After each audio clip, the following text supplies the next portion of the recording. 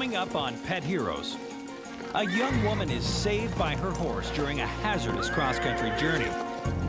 And another special horse gives its disabled rider a shot at glory.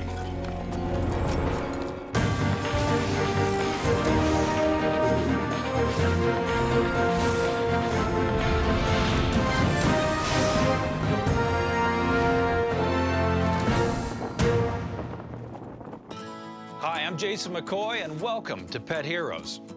Our history with horses spans thousands of years, resulting in a unique bond between horse and rider.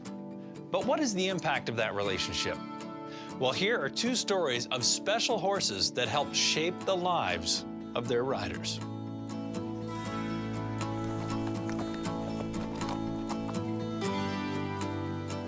Barbara Kingscote has always had a thirst for adventure. Even at 83 years old, Barbara still takes risks. I live where I land, where someone offers me a place to live. I live there for a while.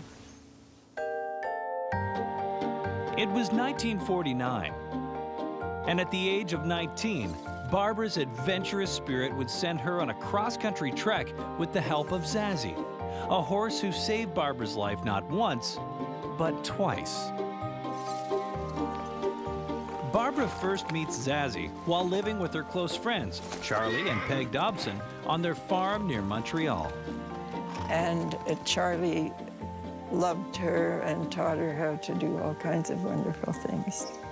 And in the fullness of time, he let me ride her, or let her take me up to the bush and teach me how to ride. Financial difficulties prompt Charlie and Peg to think about moving out west. They can live with Peg's parents on their farm near Lytton, BC. But there's a problem. Charlie can't afford to move his animals. So they were talking seriously around a candle on the table. We didn't have power in that house. And the topic of Zazie came up. Charlie said, I may have to have her destroyed. No, you can't do that. Barbara can't stand the thought of losing Zazie. And she's prepared to do anything to save Zazie's life.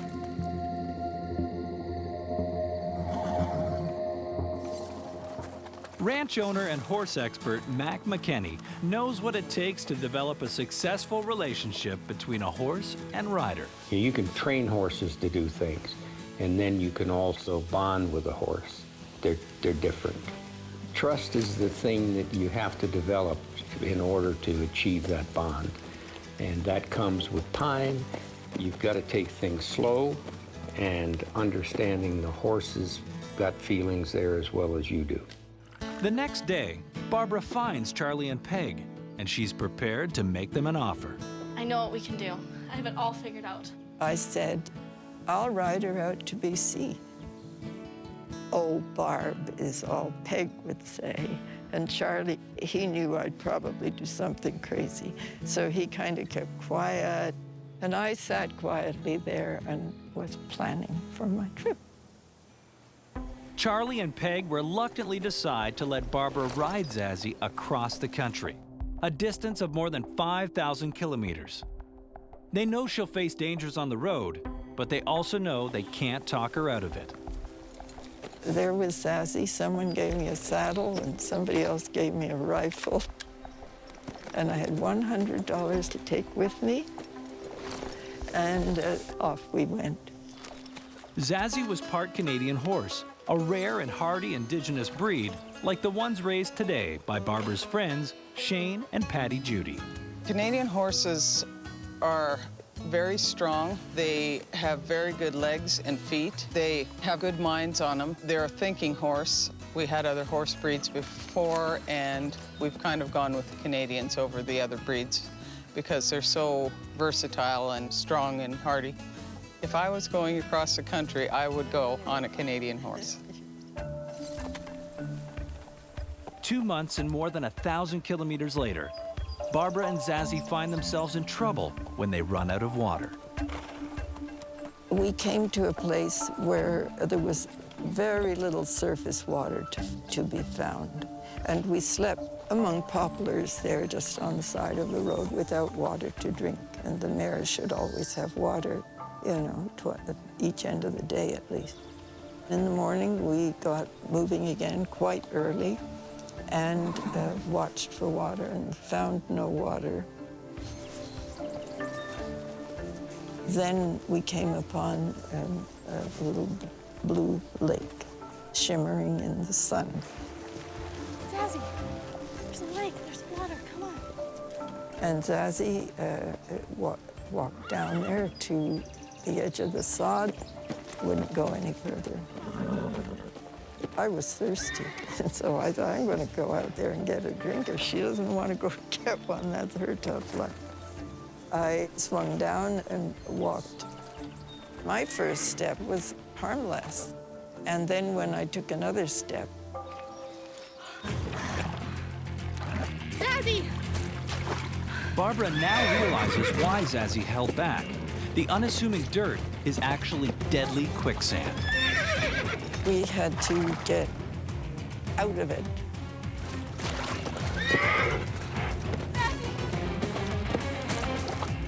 Kind of gruesome way to die.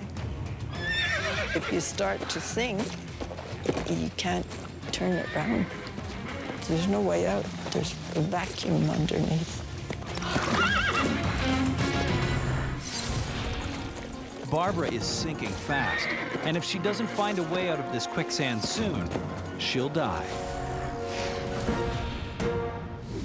A difficult cross-country journey, Barbara Kingscote and her horse Zazie find themselves in serious trouble. A desperate search for water has led them down a dangerous path. Barbara is almost waist-deep in quicksand and sinking fast. Zazie! Heeding Barbara's pleas, Zazie makes one final effort to pull back.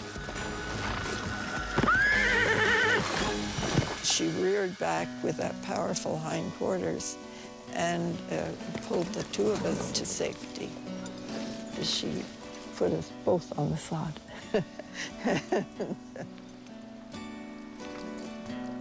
I felt very ashamed and was very quiet as we rode back out of that trail, you see. But this wouldn't be the last challenge the pair would face. Barbara and Zazie continue their journey westward through Manitoba and into Saskatchewan, where in the harsh prairie dust bowl, their bond is tested again.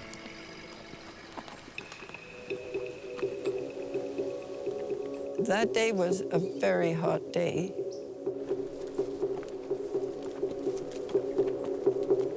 Not a day when a sensible person would be sitting on a horse at midday in the sun.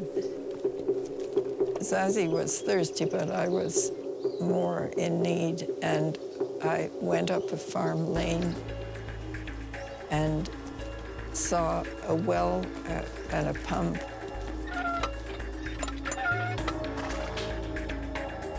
There wasn't any water.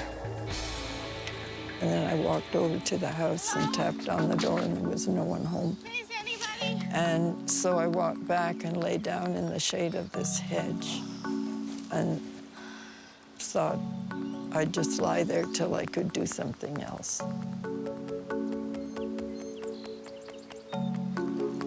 And Zazie kept her eye on me.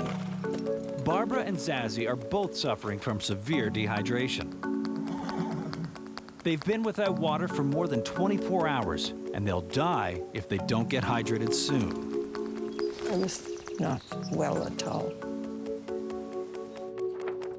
Wendy McClellan, a doctor of veterinary medicine, explains the dangers of dehydration.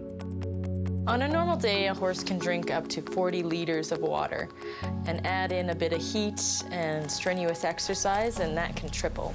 Dehydration in horses, just like in people, can show up with them, feeling a bit lightheaded. They're dizzy, they can stumble, which can be very dangerous if you're riding them.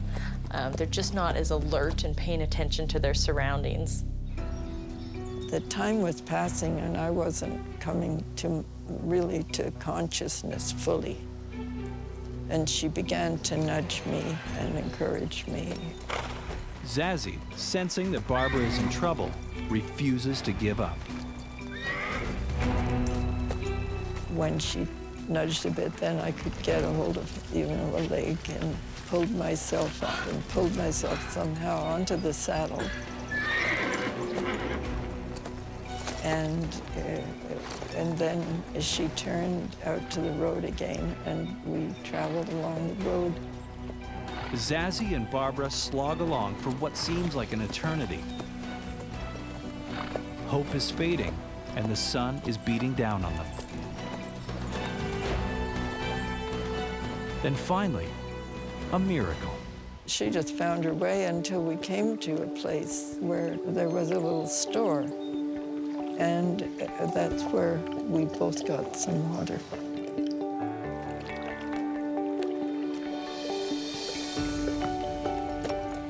You can dehydrate pretty quickly on the prairie.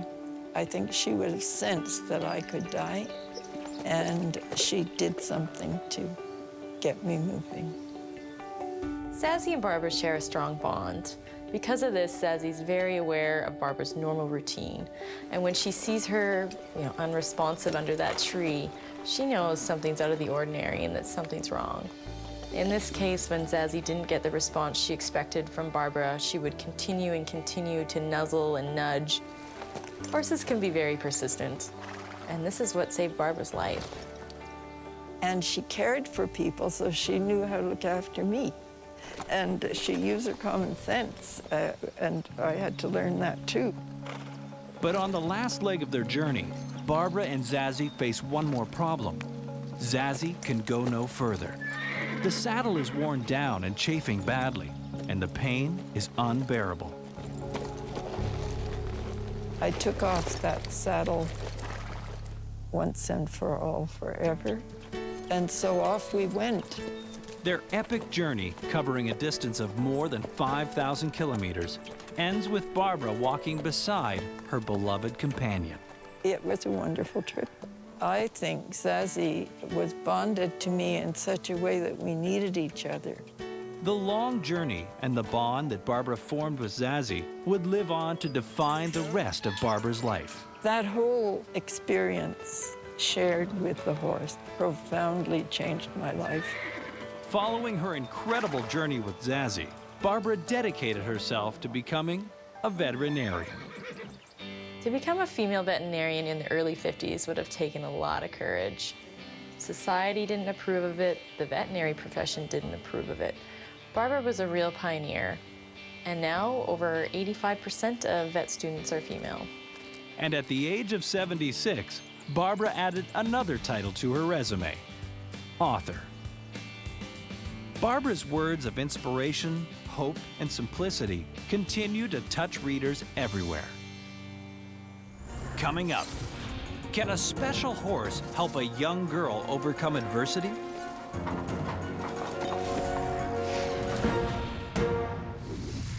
We just saw how Zazie not only saved Barbara's life on 2 occasions, but also inspired her to become a veterinarian.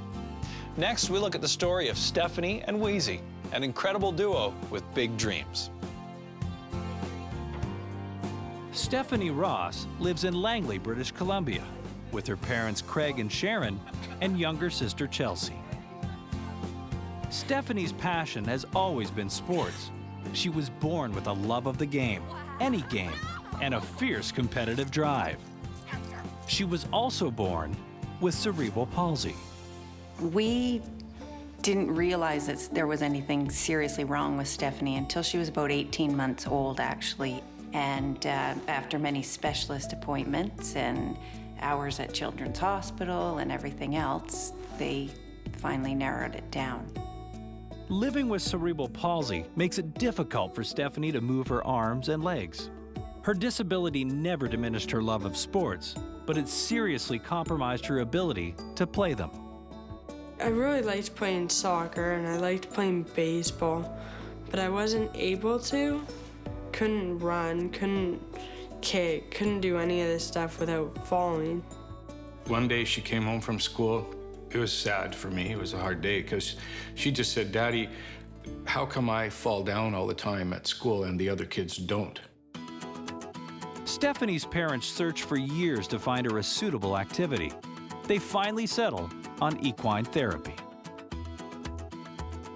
It did a lot of good for her balance and helping her improve all of her physical abilities. It really helped her out a lot. Equine therapy is designed to really help people with emotional, social, or physical challenges. It helps them gain confidence and really gain control. Stephanie takes to the therapy so well that her parents finally get her a horse of her own. Only, they don't quite know what they've gotten themselves into. It was a calamity of two people not knowing anything about horses. A daughter that knew more than us, but still not enough to pick a horse that would be suitable. Misty didn't listen to my legs at all. We went straight, fast, or slow. Despite her challenges with Misty, Stephanie is inspired to begin competing in para-equestrian events. Just go rising and just think relaxation and rhythm right now. Stephanie begins working with Sandra Verda, who has also trained riders at the highest levels of competition, including the Olympics. I'm a trainer and coach and have been for many years working with able-bodied riders and also specializing in para-equestrian athletes, so developing riders from the grassroots level through to international competition. Stephanie has decided to focus on competing in dressage, Sandra's specialty. It's like ballet on horseback. It's a communication between a horse and a rider that is beautiful to watch. It's like a quiet dance. Before Sandra agrees to take Stephanie on as a student, she needs to see her ride. When I first arrived at the assessment, she was very nervous. She didn't know what to expect, didn't have a lot of training. And I'd get all straight and I'd sit properly and my horse is running around, not doing anything properly, but I still tried to impress Sandra. Sandra recognizes Stephanie's skills, but tells her that Misty is not the horse to help her realize her dreams. If Stephanie's going to compete seriously, she's going to need a different horse. Sandra introduces her to Weezy. When I first met Weezy, it was another intimidating moment because I had never ridden a horse that had any sort of proper training. When Stephanie got on, she just stood there. It was like she knew that this was her person and she was gonna look after her. It was really something. It was really fun. It was a little bit scary getting on her. I'd never ridden a horse as big as Weezy, but I had been around barns with bigger horses. Stephanie rode her and it was perfect. It was such a great match. It was like it was meant to be. And sometimes it just works that way. We had to learn everything between the two of us because I had no experience with horses that listened, and she had no experience with having a disabled rider on her. Over the next few months, training goes well and the pair become inseparable. When you watch Weezy with Stephanie, she's kind of snuggly with her. She's very aware of Stephanie. Stephanie, you know, she might trip sometimes when she's working around her, and Weezy just stands really still. She doesn't get scared. She doesn't jump sideways. She just stands and waits. Patience and understanding, I'd say, is how trust develops between a horse and a rider. It goes both ways. Rather than just trying to be in control, you have to also understand what the horse is thinking and take into consideration his feelings. After months of training, it's finally time to compete. In March 2011, we went down to Stephanie's first official international competition in California. Leading up to that, Stephanie was very nervous, to the point where I thought, oh boy, I don't know about this. I sure hope she settles down because she's that nervous going into the ring. It's going to be a problem. The moment arrives. After waiting a lifetime to compete in sports, Stephanie finally has her chance. After my first ride, I had made a few little glitches and I was so upset, I'm crying. And then I look at the result board and I had won my class.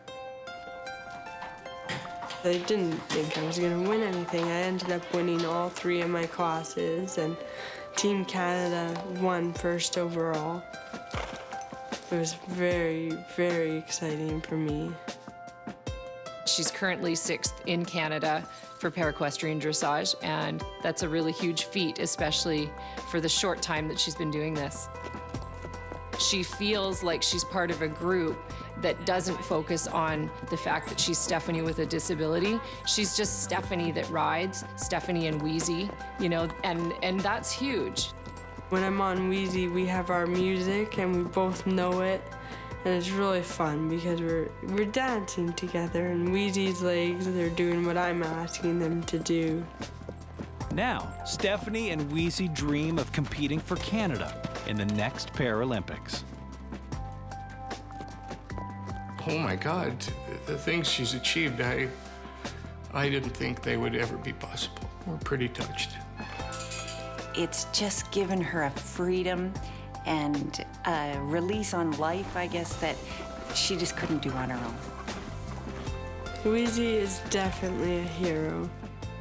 She allows me to be myself, and she accepts me better than anybody.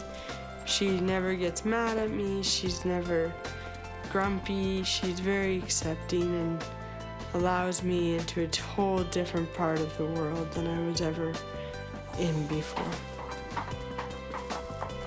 Weezy and Zazzy are 2 amazing horses who help shape the lives of their riders. Without Zazzy, Barbara's life-changing journey may have ended in disaster, and she may never have become a vet.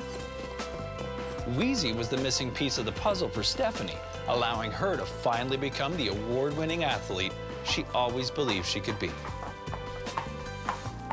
For more information, visit CMT.